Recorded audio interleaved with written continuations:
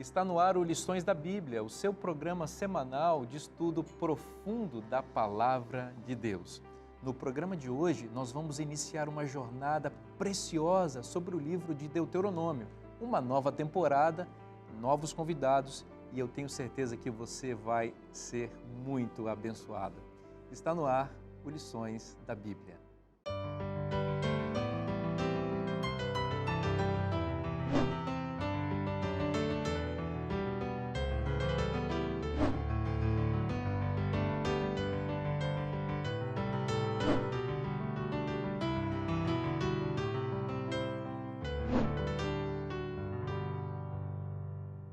É sempre uma alegria começar uma nova temporada do Lições da Bíblia, porque a gente começa um novo tema e a gente imagina coisas lindas que Deus tem a nos dizer ao longo dessa temporada. E você sabe, nova temporada, novos convidados. E eu tenho a alegria de apresentar para vocês esses que estarão comigo e conosco ao longo desses próximos 3 meses. Aqui ao meu lado, o querido pastor Diogo Cavalcante, que é editor na Casa Publicadora Brasileira, coordenador responsável pelos livros denominacionais da CPB, livros que abençoam a igreja, livros teológicos, livros missionários e livros de maneira geral aí. Pastor Diogo, que alegria ter você conosco. Pastor Vinícius, a alegria é toda minha de estar aqui, me sinto muito feliz e honrado em participar do programa Lições da Bíblia. Fico muito feliz pelo convite e a participação aqui. Eu que agradeço você ter aceitado sair das suas atividades ali e estar conosco aqui. A gente está recebendo também uma presença internacional nesse programa, nessa temporada. Pastor Elias Brasil de Souza, ele é brasileiro, mas hoje trabalha na sede da Igreja Adventista Mundial, responsável pelo Instituto de Pesquisa Bíblica, o BRI, na sigla em inglês. Pastor Elias, eu fiquei muito honrado com o fato de o senhor ter aceitado esse convite. O senhor que foi meu professor e me dá a honra de estar aqui conosco para essa conversa que vai ser muito especial e vai abençoar muitas pessoas ao longo desse estudo aqui. A honra é toda minha, pastor Vinícius. Para mim é um prazer e uma alegria poder participar dessa temporada com você e os colegas que estão aqui. Muito obrigado. Nós agradecemos, seja muito bem-vindo. E eu tenho também a honra e a alegria de apresentar o meu amigo Daniel Carvalho. Daniel, nós fomos contemporâneos na época de estudos teológicos, na formação teológica, lá no antigo IAN, hoje FADBA, né? E Daniel sempre foi uma inspiração, muito carismático, uma pessoa querida. E eu tenho... Não, mas é verdade, né?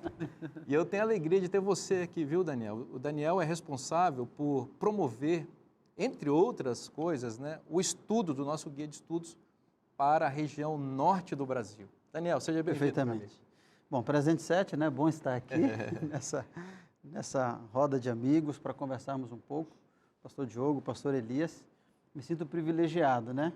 E tranquilo, assim, porque fui aluno do pastor Elias, então, naquela questão de aluno e professor, quando lhe faltar uma palavra, um raciocínio, professor, então estou aqui perto dele. Já pegou? Vou buscá-lo, né? Meu professor de Pentateuco, então está tranquilo. E é um prazer estarmos juntos. Eu agradeço a Deus a oportunidade. Acredito que a lição da Escola Sabatina, ela pode sim nos ajudar a ter um conhecimento mais profundo da Bíblia. Então, aproveito para dizer aos nossos amigos, irmãos professores, que usam o guia de estudo da lição para, no sábado, apresentar, trazer aplicações à vida dos seus alunos, para que eles continuem estudando, se aprimorando e que essa temporada, esse trimestre, sirva para que eles tenham um maior conhecimento e possam aplicar. E dessa forma, reduz em bênção e mais comunhão para a igreja. Muito legal, Daniel, você falar isso, porque o guia de estudos é essa revista, né, que é estudada semanalmente nas igrejas adventistas, né? E ali nós temos professores, classes que dialogam sobre esse conteúdo e são abençoados. Muito obrigado por essa promoção e por esse destaque nesse material. Eu vou pedir para você fazer uma oração para começarmos o nosso estudo aqui. Tudo bem, vamos orar então. Querido Deus, obrigado, Senhor, por estarmos aqui. Obrigado porque temos a Tua palavra. Obrigado porque, a partir desse momento em que comentaremos esses temas tão importantes, advindos do livro de Deuteronômio, nós temos a oportunidade de abençoar a vida da Tua igreja, mas também de abençoar a vida de qualquer pessoa que tenha interesse em conhecer mais da Bíblia, da Tua palavra. Então, usa-nos, que que seja uma conversa agradável e que, sobretudo, que seja proveitosa para que pessoas dobrem o coração a Ti e possam ouvir as palavras do Deus de Israel. Amém. Em nome de Jesus. Amém. Amém. Amém. Moisés escreveu 5 livros, o que nós chamamos de Pentateuco. E o livro de Deuteronômio é o 5º livro dessa coleção preciosa de escritos, desse que foi certamente o maior profeta que o mundo já conheceu, né? O primeiro livro dessa coleção de Moisés é o livro de Gênesis. É interessante que ele inicia o livro de Gênesis, portanto, a sua coleção, que é toda relacionada, né, com a criação do mundo, do ser humano, e a criação do Jardim do Éden, que é esse espaço no qual Deus colocou a humanidade para viver ali e em seu plano ideal para viver feliz. No entanto, o capítulo 3 de Gênesis nos apresenta uma ruptura desse plano divino e a expulsão da humanidade, o primeiro casal daquele paraíso. Desde aquele período, o ser humano tem saudades daquele lar. Moisés, então, segue contando a história do ser humano em sua trajetória, jornadeando pelos desertos da vida, em busca de voltar para aquele ambiente maravilhoso. E é interessante que ele chega ao último livro de sua coleção, que é Deuteronômio, com o povo de Israel às portas de Canaã, e Canaã remete ou rememora, de alguma maneira, aquele ambiente perdido, edênico ali. Entrar em Canaã, de alguma maneira, relembrava a entrada ou a volta ao Éden. Então, Moisés escreve o livro de Deuteronômio, esse sermão precioso que ele pregou, preparando sua audiência para entrar em Canaã, de alguma maneira nos fazendo pensar nesse gostinho de Éden e de céu que nós temos e a vontade que nós temos de voltar para lá. Pastor Elias, qual é o objetivo, né, de Moisés ter escrito esse livro? Qual é o contexto desse escrito tão precioso? Fala um pouquinho para a gente sobre essa contextualização desse livro que é tão importante para a tradição, tanto judaica quanto cristã. Em poucas palavras, nós poderíamos dizer que o livro de Deuteronômio é um grande sermão. De fato, quando nós lemos Deuteronômio do início ao fim, com exceção, talvez, do capítulo 34, que é uma narrativa, a maioria do livro é sermão, é um discurso de Moisés, a última mensagem de Moisés para o povo, antes de o povo entrar na terra prometida. E esse sermão tem algumas ênfases. E uma das grandes ênfases do sermão é que Deus cumpre suas promessas. Israel é o resultado das promessas de Deus cumpridas. Promessas que foram feitas a Abraão, Isaac e Jacó estão se cumprindo agora na vida do povo. Um outro ponto que Moisés enfatiza no sermão é a graça de Deus. Apesar de o povo cair no pecado muitas vezes, se rebelar, Deus está ali para perdoar, para receber o povo de volta. E um outro ponto também extremamente importante que nós vemos aqui nesse sermão é que Moisés faz um apelo para o povo. Como todo sermão, nós sabemos, precisa ter um apelo. E o apelo de Moisés para o povo é: escolham a vida. Existe a vida e a morte. Escolha a vida. Eu diria que o Salmo 1, o salmo que fala do caminho do justo e do caminho do ímpio, é um salmo que de alguma maneira reflete o Deuteronômio. Há dois caminhos. Mas Moisés está sendo muito claro: escolham a vida. Muito interessante isso, né? O senhor mencionou que o Salmo 1, de alguma maneira, cita ou remete a Deuteronômio. E a impressão que a gente tem quando lê esse livro, pastor Diogo, é que realmente ele está ramificado em toda a Escritura.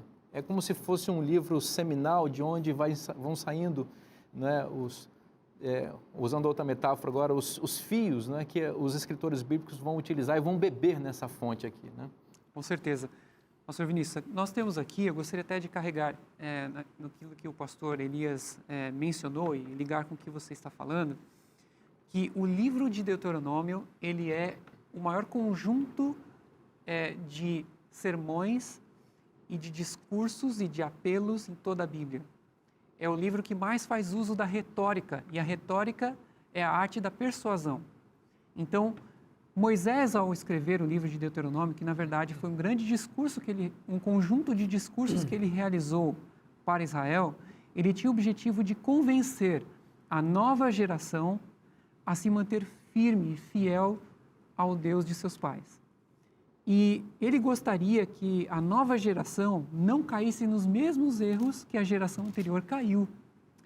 E é interessante neste conjunto, né, de sermões e de discursos, o uso que ele faz de, por exemplo, pronomes demonstrativos, este, hoje, né, usa também os advérbios, né, em que ele faz referências à situação de Israel no passado e apela ao hoje, ou seja, aqueles que estão ouvindo para que eles adotem, né, a fé de Israel. Tanto que este livro ele é considerado como uma grande exposição da fé israelita. E ele, com essa forma de escrita voltada para o hoje, ele fala a nós. E por isso ele teve tanto apelo aos outros escritores bíblicos, porque eles se viam chamados nos apelos de Deuteronômio. E esse livro foi tão citado no Novo Testamento.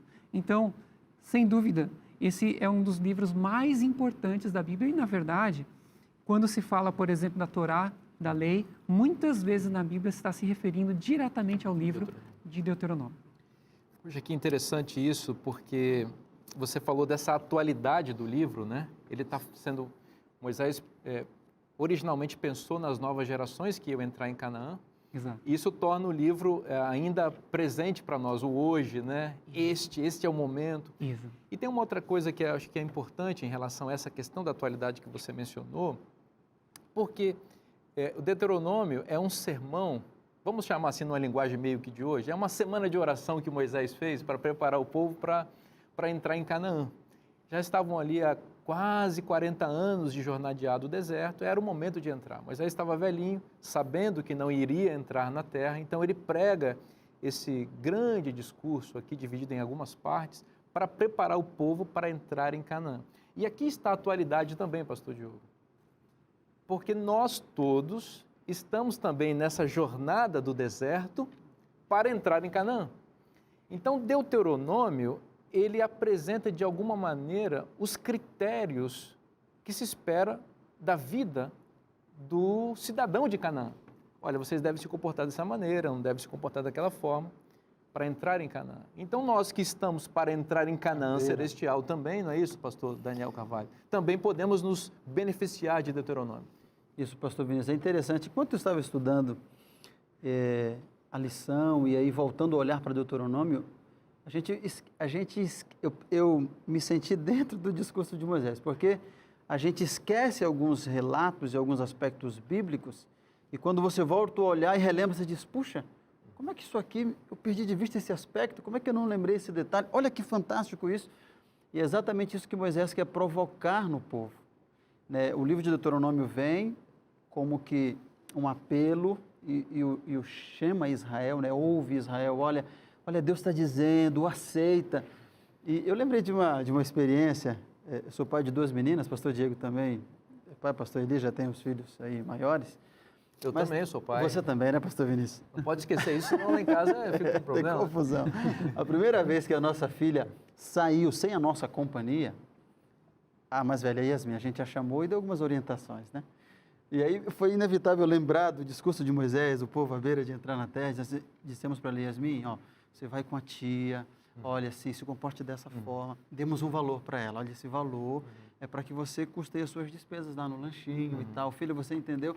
E a gente percebeu a ansiedade dela para ir, queria ir, tipo, me larga, pai, já preciso ir, mãe, tá bom. Foi. Quando voltou, estávamos ali, né, apreensivos dos pais, primeira vez que saiu, ela tinha completado 5 anos. Quando voltou, filha, foi bom, foi assim, assim. E você deu dinheiro para a tia para ajudar? Eita, eu esqueci, ela disse. E aí eu fiquei pensando, a empolgação era tamanha para ir, que possivelmente muito do que nós falamos, ela não lembrou, ela queria ir. Então, Moisés, tendo essa perspectiva para com o povo, percebendo que a vontade era de ir, porque eles ouviam, porque aquela geração tinha morrido, porque os novos estavam ansiosos, vamos chegar, como é que vai ser lá? Moisés diz, calma, é importante relembrar as promessas, o povo cometeu isso, fez aquilo, então não caiam nesse erro. É como se Moisés quisesse largá-los, mas dá as últimas orientações. E as últimas orientações, elas são muito importantes, né? quando Jesus, por exemplo, antes de subir, vai dar as últimas orientações para aqueles que estão ali aflitos. É uma palavra de muita relevância ali. Então, essa palavra de Moisés, ela tem uma relevância extraordinária. E nós, que estamos à beira da Canaã celestial, também precisamos ouvir. O Senhor nosso Deus é o único. Para chegar lá, precisamos considerar os mesmos parâmetros estabelecidos aqui há milhares de anos atrás. Muito importante que o pastor Elias até destacou isso na fala inicial dele, de que o livro apresenta também um apelo do profeta, do grande pregador Moisés para o seu povo. E um apelo que é um convite, pressupõe a liberdade de escolha. Então, as pessoas só podem aceitar um convite, um apelo, se elas puderem fazer isso, se elas tiverem liberdade para isso, né? Então, essa é uma pressuposição do livro também que nós observamos aqui. Deus é um Deus de amor e a evidência do seu amor se revela em que ele tenha criado seres livres com capacidade de escolher. E a história do pecado, a própria história do pecado, revela que o Deus perfeito permitiu em seu amor que nós escolhêssemos os caminhos que quiséssemos, né? Isso desde da entrada do pecado lá no céu, com Lúcifer, e depois com a história do pecado aqui na humanidade. Pastor Vinícius, um aspecto que eu gostaria apenas de mencionar aqui é que nós estamos falando aí do apelo de Moisés, para o povo escolher a vida, mas o que é isso? O coração de Deuteronômio são os capítulos 12 a 26, que são as chamadas leis deuteronômicas. E estas leis nada mais são do que ampliações, explicações dos 10 mandamentos, que aparecem em Deuteronômio capítulo 5. Então, o caminho de Deus, o caminho da vida é o caminho da obediência, é o caminho da obediência à lei. Mas não para a salvação, isso a gente vai discutir, eu creio, no futuro.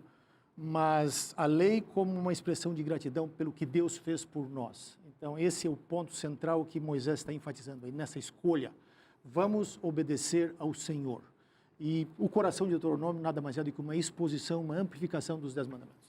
Olha, eu tenho certeza que você já está sentindo que essa temporada tem muita coisa especial para você e eu quero recomendar que você tenha este material aqui, que é o nosso guia de estudos, que encaminha todo o debate deste programa, a discussão aqui e que tem sido uma bênção na vida de gerações de cristãos. Então, se você quiser conhecer um pouco mais sobre como adquirir o nosso guia de estudos, você já sabe, esse é um material publicado na querida Casa Publicadora Brasileira e você sabe, o site é cpb.com.br, está aparecendo no seu vídeo.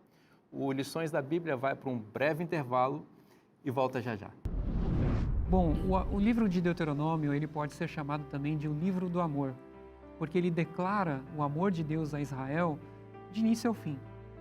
E aqui em Deuteronômio 4:37, nós lemos que ele amou o pai de vocês e escolheu os seus descendentes depois deles.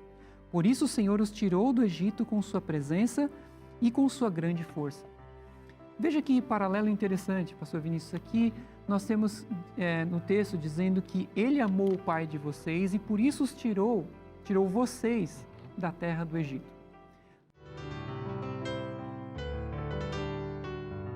Voltamos com o programa Lições da Bíblia e no bloco anterior nós estávamos conversando um pouquinho sobre a introdução do livro de Deuteronômio e como o amor de Deus está pincelado em todas as páginas desse livro tão especial das Escrituras. Eu quero aproveitar esse momento para apresentar para você esse material imperdível para expandir seu conhecimento em relação ao tema do nosso guia de estudos dessa temporada, que é o comentário da escritora norte-americana Ellen White sobre o livro de Deuteronômio. Eu tenho certeza que você vai ser abençoado ao adquirir esse material. Se quiser conhecer um pouco mais sobre como ter esse material em sua casa, cpb.com.br. Meus amigos, no bloco anterior, conforme nós estávamos conversando aqui, estávamos falando sobre a introdução ao livro, mencionamos que esse livro, Deuteronômio, é um sermão que Moisés pregou, um sermão grande, né? Às vezes os pregadores pregam sermões longos aí, as pessoas reclamam, mas Moisés fez um sermão de 34 capítulos aí. É claro que isso é um sermão livro, né, pastor Elias? Mas é uma preciosidade das Escrituras, porque esse texto, ele apresenta os padrões e os princípios para a entrada em Canaã. E aqui nós vemos como o amor de Deus entra em destaque e fica evidenciada a liberdade que as pessoas têm de escolher os caminhos que Deus propõe para a salvação. Pastor Diogo, fala um pouquinho para a gente sobre essa questão da liberdade, do amor presente aí no livro de Deuteronômio. Acho que você tem uma coisa legal para falar para nós aí. Sim, pastor Vinícius. Bom, o livro de Deuteronômio, ele pode ser chamado também de o livro do amor, porque ele declara o amor de Deus a Israel de início ao fim. E aqui em Deuteronômio 4:37, nós lemos que ele amou o pai de vocês e escolheu os seus descendentes depois deles. Por isso o Senhor os tirou do Egito com sua presença e com sua grande força. Veja que paralelo interessante, pastor Vinícius. Aqui nós temos no texto dizendo que ele amou o pai de vocês e por isso os tirou vocês da terra do Egito. Lá em João 3,16 nós temos a afirmação de que Deus amou ao mundo de tal maneira que deu o seu Filho unigênito para nos tirar do Egito do pecado. Então, a gente tem aqui uma declaração de um amor iniciado em Deus, e agora esse amor precisa despertar no ser humano uma resposta também de amor. E eu comparo isso mais ou menos como um casamento arranjado. Por quê? Porque os patriarcas foram amados por Deus. O texto diz isso, Deus amou os patriarcas. Abraão, Isaac e Jacó. Exatamente. E agora essa relação de amor precisa ser recíproca entre Deus e o povo. E o povo precisa aprender a amar a Deus. Agora a noiva, que é desposada pelo noivo, que é Deus, e a Bíblia chama Deus e Cristo de o noivo, não é? Precisa aprender a amar esse Deus que já a ama, não é? E não é algo, aí entra a liberdade, não é algo que vem automaticamente, é algo que vem por meio do conhecimento de Deus, dos atos de Deus, e o preâmbulo de Deuteronômio aqui, os primeiros 4 capítulos falam, né, dos atos de Deus. E agora, diante dos atos de Deus, você vai amá-lo? Diante dos atos de Deus, você vai responder com a sua liberdade para amar esse Deus que fez tanto por você? E eu acho que essa pergunta é feita a nós também hoje. Diante de tudo que Deus já realizou por nós, será que nós compreendemos esse amor e nós respondemos positivamente a ele? Eu creio que essa seja uma tônica do livro. Muito interessante isso, porque a Bíblia define Deus como amor. Deus é amor. O problema é que nós, depois da entrada do pecado, sobretudo, não temos essa essência amorosa em nossa vida. Nós não somos amor. Então, é parte do trabalho do Espírito Santo desenvolver, parte não, na verdade é o trabalho essencial dele em nós, né? Desenvolver o caráter amoroso de Deus em nossa vida. Porque dessa forma, este relacionamento poderá ser recíproco. Um Deus que é amor com uma humanidade que aprendeu a ser amorosa. Mas enquanto nós mantivermos a essência da natureza pecaminosa em nós e ela dominar a nossa vida, esse relacionamento, ele nunca poderá dar certo. Não é compatível. Como diz o texto bíblico, nós estávamos em inimizade contra Deus, né? Então, o amor de Deus consiste em tornar a nossa natureza semelhante a Ele. Agora, pastor Elias, tem uma coisa que é um ponto, que é um mistério na teologia, né? Como que, num ambiente tão puro, perfeito e limpo como era o céu, de pleno amor, de plena justiça, plena paz, surgiu o pecado no coração de um ser tão criado de maneira tão linda e tão pura como era o anjo cobridor, conhecido como Lúcifer. Que insights a gente poderia aportar aqui, pastor Elias, para tentar, é claro que nós não vamos desvendar o mistério, mas para tentarmos entender um pouquinho desse contexto, do surgimento do pecado ali no céu. Veja, esse é o mistério da iniquidade. E por mais que a gente tente penetrar nessas trevas, né, nós não conseguimos entender, porque como que um ser perfeito que era o objeto do amor incondicional de Deus foi se rebelar contra Deus. Mas o que nós podemos dizer é o seguinte, surgiu o pecado porque havia liberdade. Se não houvesse liberdade, se Deus tivesse criado as suas criaturas como robôs, sem a capacidade de amá-lo, ou de retribuir o amor que ele devota a elas, não teria havido rebelião, o pecado não teria entrado. Então, a entrada do pecado por um outro caminho, ela também mostra, né, que o Deus que nos criou é um Deus de amor e que nos dá liberdade de escolha, que é um dos temas fundamentais em Deuteronômio, é a liberdade. Exatamente. Pastor Vinícius, pastor Elias comentando sobre a possibilidade da escolha, né, do errar, ela só é possível quando há liberdade. Então, o amor liberta. O interessante é que nós, muitas vezes, enquanto seres humanos, a gente, quando sofre uma traição, quando você se decepciona, muitas vezes a gente demora a acreditar novamente as pessoas, a acreditar no amor, vamos imaginar que seja uma questão, um aspecto conjugal, mas Deus não agiu assim, porque luz ferrou com ele no céu. Então, poderíamos dizer, bom, ele já viu que essa questão de dar muita liberdade, isso aí pode trazer consequências. Veja, Lúcifer, com toda a liberdade que deu, todo o amor, toda a glória, Lúcifer se rebelou. Vamos para o contexto agora do primeiro casal. Nós vemos que o amor e a liberdade andam juntos. E Adão e Eva escolhem, pela liberdade que tiveram, não obedecer ao Senhor. E isso vai se perpetuando. O que mais me chama a atenção é que Deus não retrai o seu amor. Você mencionou aí o ponto-chave, né? Deus é amor. Deus não retrai 1 milímetro o seu amor, preocupado com as possibilidades e as escolhas que podem vir advindas desse grande amor. Não.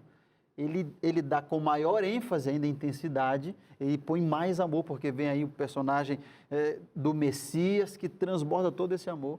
Então, quanto mais liberdade o ser humano tem, uma demonstração maior do amor. E mesmo quando nós erramos, isso não limita, Deus não retira, diz, não, eu acho que foi demais, eu acho que eu vou dar menos agora. Isso é fantástico, né? Então, esse amor de Deus, ele é percebido e é um estímulo, para a gente, de fato, um grande exemplo de que nós podemos acreditar no amor. Sobretudo porque transcende dele, é ele na realidade. Muito bem colocado o que você fez agora, porque Deus poderia ter bloqueado a liberdade depois que a iniquidade surgiu no céu. Igual a gente faz. Como se fosse uma medida de segurança, né? Exatamente. Modo segurança. A gente deu a liberdade aqui, olha no que deu. Então, vamos bloquear isso daí porque pode resultar. Mas, pastor Diogo, havia um motivo pelo qual Deus não fez isso. Se ele tivesse bloqueado, aí certamente ele ia dar uma carta na manga para Satanás acusá-lo, ou melhor, a acusação já estava feita, né? Para comprovação da tese satânica de que Deus é um tirano, que suas leis são impossíveis de ser cumpridas e que as pessoas só o obedecem porque não tem outro caminho para fazer isso, né? Então, a história da entrada do pecado no universo e a história do pecado, da entrada do pecado na terra, amplificam o Deus de amor e da liberdade, que não bloqueou a nossa capacidade de escolher, mas permitiu que nós pudéssemos estar ao seu lado, né? Ou não. Exatamente, exatamente. A Bíblia diz que onde abundou o pecado, superabundou a graça de Deus, não é? Porque no momento da crise é que nós conhecemos a nossa real estrutura. Nós conhecemos aquilo que estrutura o nosso pensamento, o nosso comportamento. Então, quando o universo entrou nessa crise moral, a moralidade de Deus, né, o caráter de Deus se tornou mais conhecido. É mais ou menos como se fosse assim, você tem as rochas debaixo do mar, e aí quando a maré baixa, você vê o que tem lá embaixo. Antes da maré, na maré alta, você não consegue ver nada, né?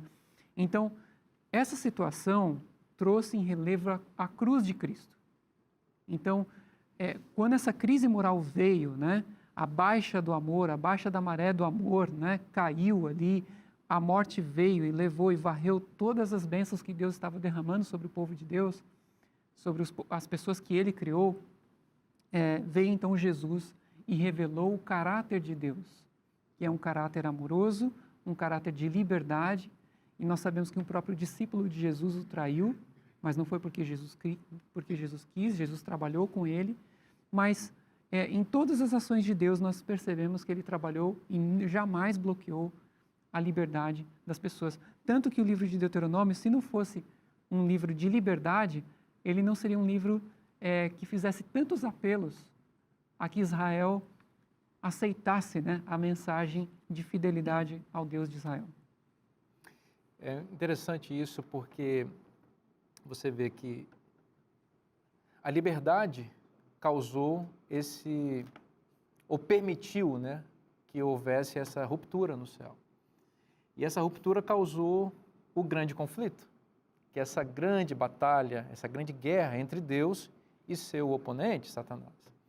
Então, esse conflito deixa ainda mais claro, ou mais clara, a ideia de liberdade, porque Deus está trazendo para o seu lado, convidando pessoas para vir para o seu lado. Ele não força as pessoas para vir para o lado dele. De modo diferente, Satanás, ele força, ele coage, ele engana, ele seduz, não é? Então, ele vai ludibriando, né, nas estratégias para ter as pessoas ao seu lado. E foi exatamente isso, pastor Elise, que aconteceu lá no Éden. Quando Satanás, usou a serpente, ele trouxe o primeiro casal para o seu lado, mas não jogando limpo, apresentando as teses, mostrando quais são as questões, porque se ele fizesse isso, ele ia revelar quem ele era. Então, ele tinha que mentir. E aí ele ganhou a humanidade para o seu lado naquele ponto. Foi muito trágico isso, né? Ali foi, de fato, uma tragédia cujas consequências nós continuamos pagando até hoje e que custou o sacrifício de Cristo. Mas como você, pastor Vinícius, aludiu à questão do Éden, eu gostaria só de fazer um ponto. A queda, de fato, a entrada do pecado, ela ocorreu, ou ela começou a ocorrer a partir do momento em que o ser humano, no caso ali, naquele diálogo da serpente com a mulher ocupou o lugar de Deus, porque diz o texto bíblico que ela viu que o fruto era bom para comer, para dar entendimento. Até aquele momento, só Deus é quem via e dava a sua avaliação. E viu Deus que era bom, e Deus foi criando na criação, Gênesis 1. Deus via e avaliava, isto é bom. Mas ali nós temos, diante da tentação da serpente, Eva olha para o fruto e ela vê que era bom. E faz uma avaliação. Porque naquele momento em que ela fez a avaliação própria dela, ela estava renunciando à avaliação de Deus, que já havia dito que não deveriam comer do fruto. Muito interessante. Ali entrou o pecado. É muito interessante isso, e até o texto em Gênesis 3,6 diz que ela achou que o fruto era bom para dar entendimento, né? Uhum. Poxa, quem dava o entendimento para as coisas era Deus. Deus é sábio, então quando ela resolve comer aquele fruto, seduzida pela mentira da serpente, ela se coloca numa posição de orgulho, né? Olhar para cima e não enxergar Deus na liderança, se colocar naquela posição, muito bem colocado isso. Mas a partir desse ponto, o que nós temos? A extensão desse conflito para a humanidade. E aí, claramente, Gênesis apresenta as genealogias, né? As gerações. Logo no capítulo 4, nós vemos a genealogia de Caim, que vai estabelecer a linhagem daqueles que seguem a serpente, o lado ruim do conflito. No capítulo 5, nós encontramos a genealogia de Adão por meio de Sete, o seu filho que invoca a Deus. E nós vamos vendo claramente, pastor Diogo, essas duas linhagens vivendo em paralelo, não é? Até que há um problema do dilúvio, em que essas linhagens acabam se misturando e a iniquidade se expande pela face da terra. Deus então faz um pacto com Noé, uma aliança com ele, e salva um remanescente, do qual vai vir Abraão, a quem Deus faz um chamado para manter aquela linhagem extraordinária. E aí Deus diz a Abraão, em ti e em tua descendência serão benditas todas as famílias da terra. De novo, o plano de amor e de liberdade que Deus traçou desde o início, agora é revelado mais uma vez ao patriarca, né? Exatamente. Nós vemos aqui, fazendo um link entre as duas coisas aqui, mais uma vez, me permitam. Por favor. A gente, às vezes, o pastor Elias mencionou aqui sobre a questão de Eva, né, que viu e fez uma avaliação. Eu creio que muitas vezes nós podemos abusar da liberdade que Deus nos dá. Muitas vezes a gente recebe essa liberdade como um dom, mas a gente não valoriza e não a usa da maneira correta. Então a gente percebe que muitas vezes existem limites, né?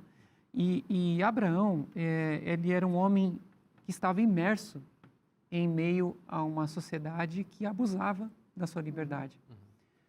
Não sei o número certo, mas em Babilônia, pastor Elias, haviam milhares de deuses, né? Havia milhares de deuses ali. E Abraão era uma ilha de fé no Deus Criador no meio do paganismo. E Deus, então, tira esse tição do meio do fogo, essa brasa do fogareiro ali, para se transformar numa luz para o mundo.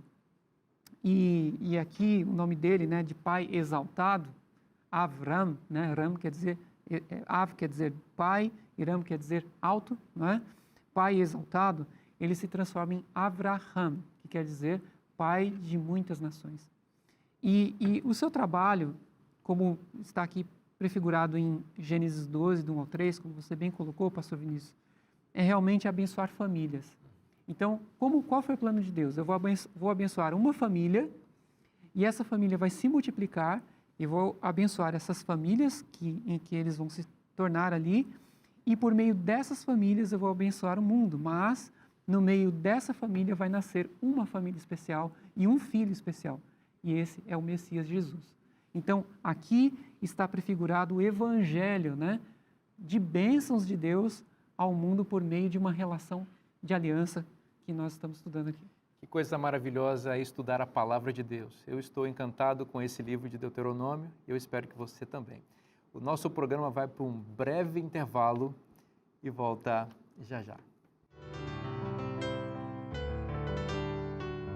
Estamos de volta com o programa Lições da Bíblia. Estamos sendo abençoados com o livro de Deuteronômio. E o livro de Deuteronômio fala sobre a verdade. E eu quero apresentar para você este material que foi especialmente desenvolvido com muito carinho pelo pastor Luiz Gonçalves, cujo título é A Verdade. É um guia de estudos da Palavra de Deus para você aprender muitas coisas especiais sobre as doutrinas da Bíblia. Tenho certeza que você deseja conhecer mais a Deus, conhecer mais sua palavra, e aqui há temas preciosos que vão certamente conduzir sua jornada rumo ao conhecimento de Deus. Então, se você quiser conhecer esse material e receber gratuitamente em sua casa, é só você mandar uma mensagem no WhatsApp que está aparecendo na sua tela, ou também ligar para a gente no telefone que está na tela, tá bom? A Verdade é um material que nós oferecemos gratuitamente para você. Meus amigos, estávamos conversando no bloco anterior sobre o amor de Deus, sobre o grande conflito que se estabeleceu por conta de Deus ser amoroso e conferir liberdade para os seus filhos. Nós passamos rapidamente por essa progressão histórica, por assim dizer, né? Da entrada do pecado no universo, na Terra, do estabelecimento dessas duas linhagens de pessoas, né? Aqueles que seguem a Deus por amor, confiando no seu poder e na sua graça, e aqueles que se rebelam contra esse amor, seguindo os pressupostos da serpente, que é Satanás. Chegamos no chamado de Abraão, que Deus fez a ele um chamado para abençoar todas as famílias da terra. E de Abraão, e aqui é o ponto que nós vamos destacar, Deus constituiu um povo. A partir do núcleo familiar de Abraão, Deus estabeleceu uma descendência com a qual ele abençoaria todos os povos da terra.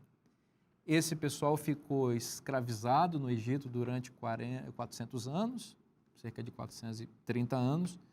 Depois saíram de lá milhares de pessoas para uma jornada que seria a princípio curta no deserto, para entrar no território que havia sido prometido a Abraão, a terra de Canaã.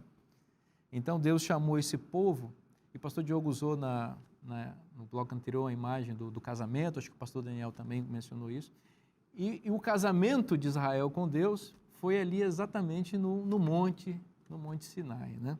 E aí existem elementos muito interessantes que nós podemos conversar um pouquinho aqui sobre esse momento apoteótico, né, do amor de Deus com Israel ali no Monte Sinai. O que vocês querem destacar desta aliança, desse pacto que Deus fez com Israel no Monte Sinai?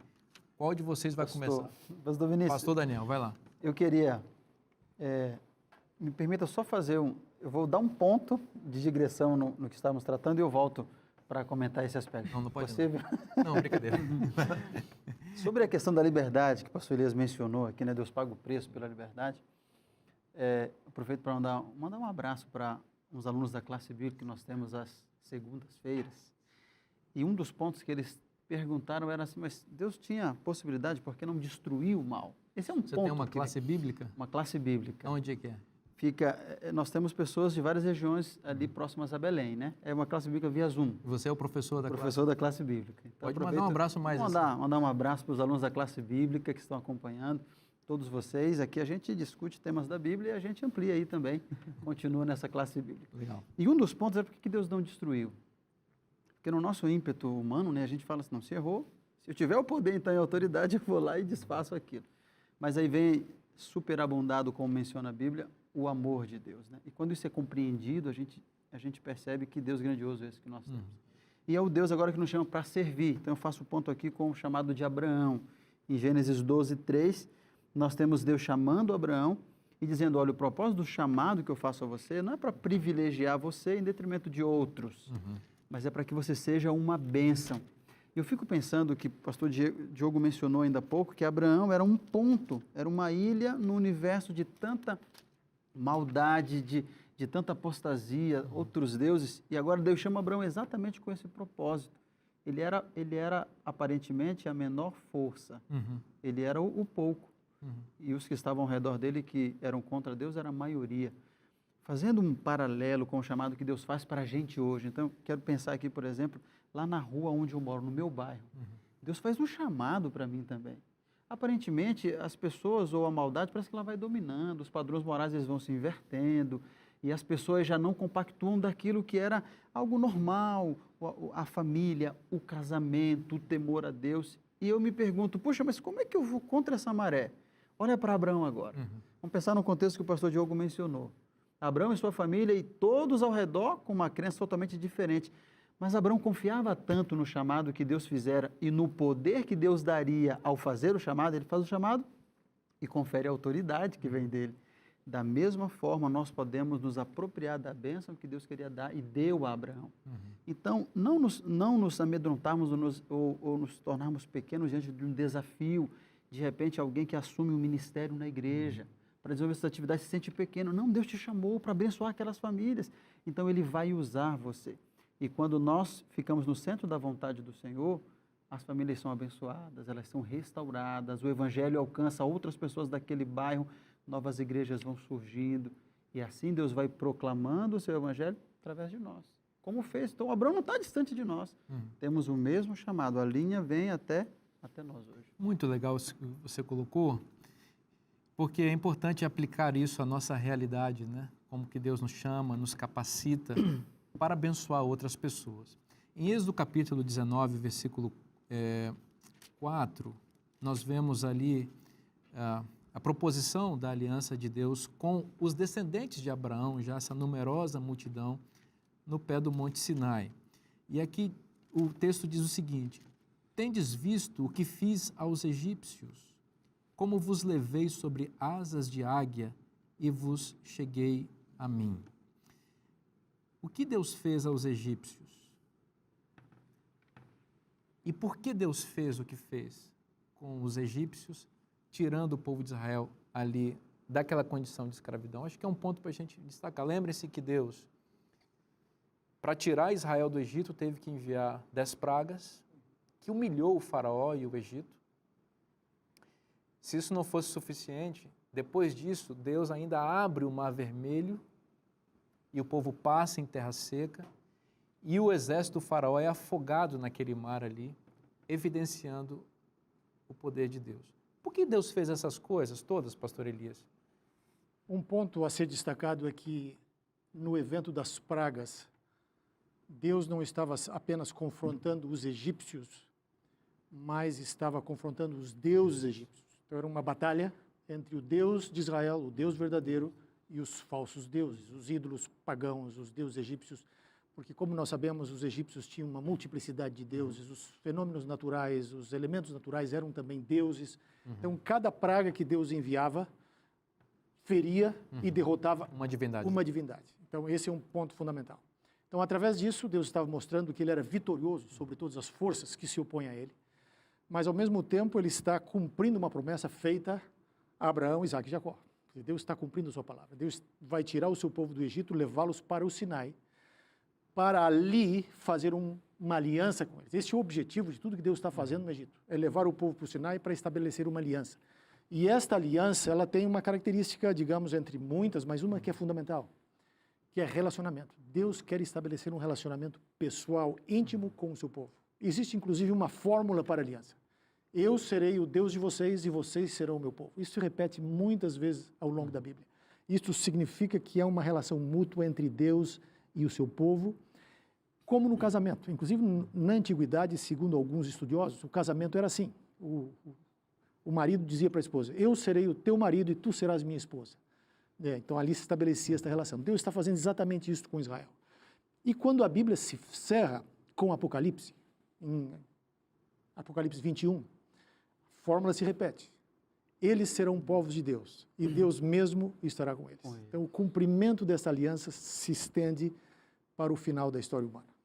Muito legal isso, pastor Diogo, porque Deus fez esse pacto com Israel, que é a sua noiva aí, e antes do estabelecimento desse pacto, desse casamento, conforme a gente estava dizendo, que ocorreu ali no pé do Monte Sinai, Deus operou milagres poderosíssimos.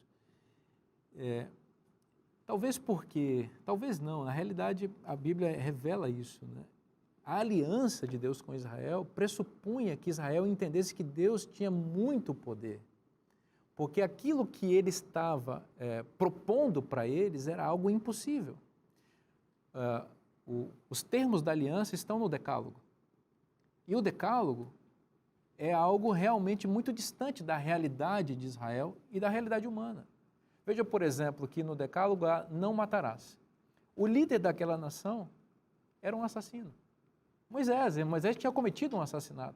Então veja que dentro do Decálogo havia impossibilidades morais para aquele povo e para toda a humanidade. Não adulterarás. É a mesma nação que tempos depois vai adulterar ali, no pé do Monte Sinai. Então o que a gente observa é que a aliança era impossível para Israel.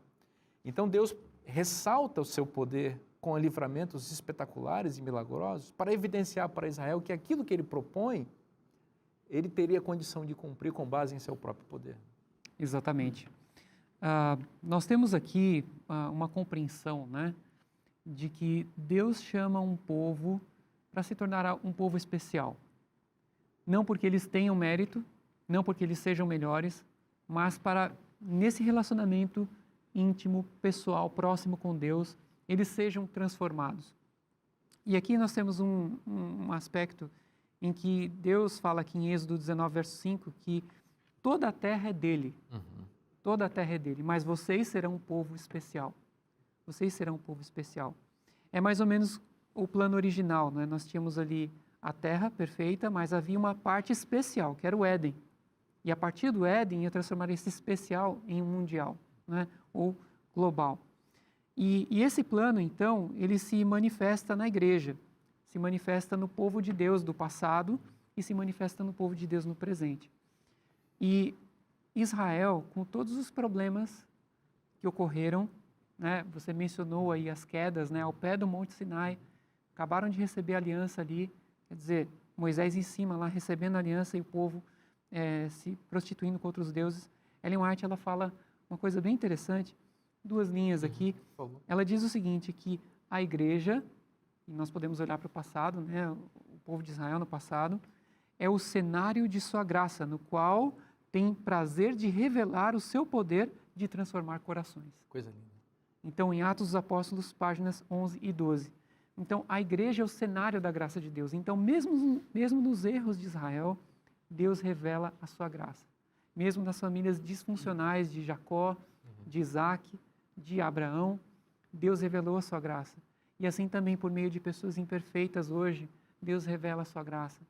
E, enfim, que essa história, né, sirva para nós como um estímulo, uma motivação para que, apesar das nossas falhas, dos nossos erros, a gente entenda que Deus nos ama e que Deus trabalha conosco para cada dia, um passinho aqui, um passinho ali, nós crescermos em direção a Cristo, que é o nosso grande modelo.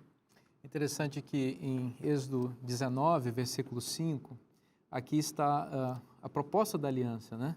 Deus diz assim a Israel, agora, pois, se diligentemente ouvirdes a minha voz e guardardes a minha aliança, então sereis a minha propriedade peculiar dentre todos os povos, porque toda a terra é minha.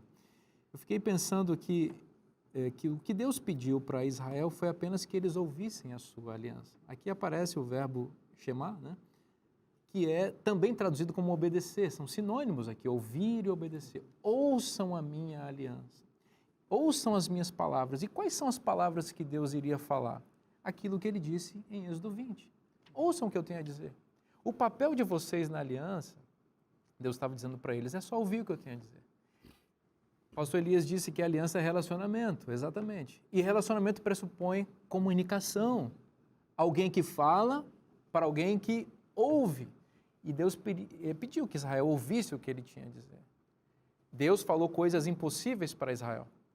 Como a gente estava dizendo, olha, eles saíram de uma nação idólatra, haviam aprendido a idolatrar. Então, o primeiro mandamento, não terás outros deuses diante de mim. Como eu disse, o próprio Moisés havia cometido assassinato. Era uma nação que tinha também contato com a imoralidade sexual, não adulterarás. Era uma nação que havia se esquecido do mandamento do sábado, por isso, lembra-te do dia do sábado. Tudo aquilo era muito novo e muito impossível para eles.